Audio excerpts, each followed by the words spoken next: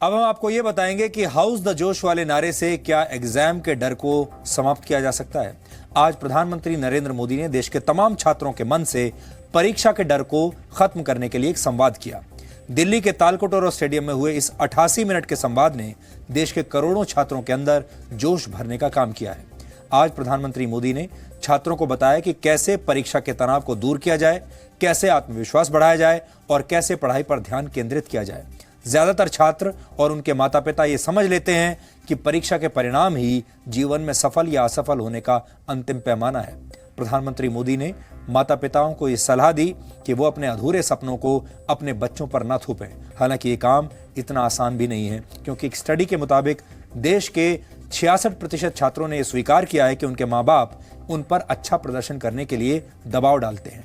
इस स्टडी में यह भी पता चला कि जिन छात्रों के माँ बाप खुद अच्छी तरह पढ़ाई नहीं कर पाते, वो अपने बच्चों पर बहुत ज्यादा दबाव डालते हैं। अपने सपनों को पूरा न कर पाने और बच्चों की परीक्षा के परिणाम को अपने मान सम्मान से जोड़ने की वजह से वो पढ़ाई का अनैतिक दबाव बनाते हैं।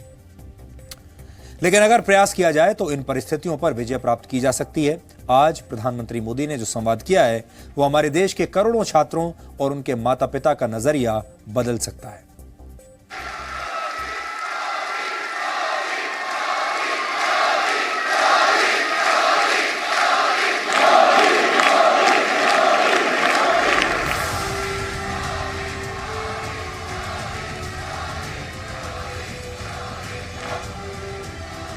How is the Josh? How is the Josh? How is the Josh?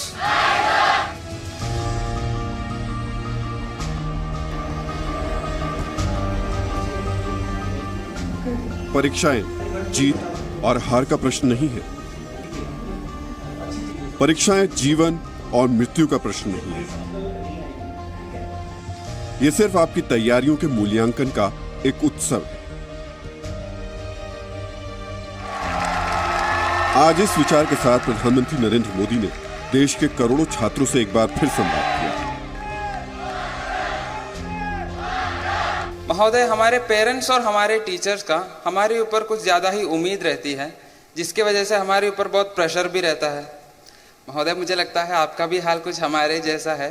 देशवासियों को आपसे कुछ अधिक ही अपेक्षाएं हैं।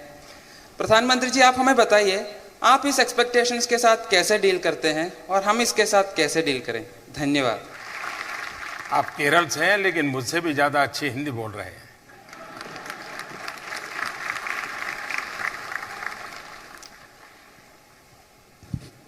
आप में से बहुतों को जब 10वीं या 12वीं कक्षा में जाते होंगे या फाइनल एग्जाम होगा, किसी को दिन में 10 बार सुनना पड़ता है, समझ नहीं आता है। दोस्तों के साथ टेलीफोन पर बैठे रहो, चलो कंप्यूटर छोड़ो, कुछ पढ़ाई करो। क्या कर रहे हो? ऐसा ही होता है ना? सच बताइए ना। लेकिन क्या ये परीक्षा जिंदगी की परीक्षा है क्या, कि उस क्लास की परीक्षा है? अगर एक बार मन में तय करें कि भाई ये एग्जाम 10वीं कक्षा की है, ये एग्जाम 12वीं कक्षा की है, ये मेरी जिंदगी का कसौटी नहीं है, अगर इतना से हम सोच लें तो हमारा जो भार है, बोझ है, वो भी कम हो जाएगा और शायद उस एक काम के लिए हमारा फोकस बढ़ जाएगा। कुछ खिलौने के टूटने से बचपन नहीं मरा करता है। एक आध एग्जाम में कुछ इधर उधर हो जाए तो जिंदगी ठहर नहीं जाती है। लेकिन माँ बाप ऐसा क्यों करते हैं? उसके पीछे एक मनोवैज्ञानिक कारण है, और मनोवैज्ञानिक कारण यह है कि वे कभी कभी अपने यार दोस्तों या फैमिली फंक्शन में या सोशल फंक्शन में जाते हैं तो अपने बच्चे का रिपोर्ट कार्ड अपना विजिटिंग कार्ड बना करके ले जाते हैं।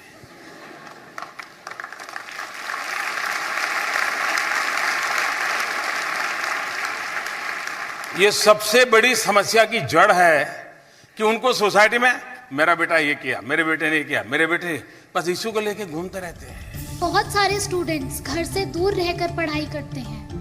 वैसे तो इस पूरे कार्यक्रम में प्रधानमंत्री से बहुत से सवाल पूछे गए, लेकिन एक सवाल ऐसा था जिससे ज्यादातर माता पिता परेशान हैं। ये सवाल बच्चों के ऑनलाइन वीडियो गेम्स से जुड़ा हुआ था, जिसे एक मां ने प्रधानमंत्री से पूछा। महोदय, पहले मेरा बेटा पढ़ाई में बहुत अच्छा था, टीचर्स अप्रिशिएट करते थे, लेकिन अभी कुछ समय से ऑनलाइन गेम्स की तरफ उसका झुकाव कुछ ज़्यादा ही बढ़ गया है, जिसके कारण उसके पढ़ाई पर फर्क पड़ रहा है। ये पबजी वाला है क्या?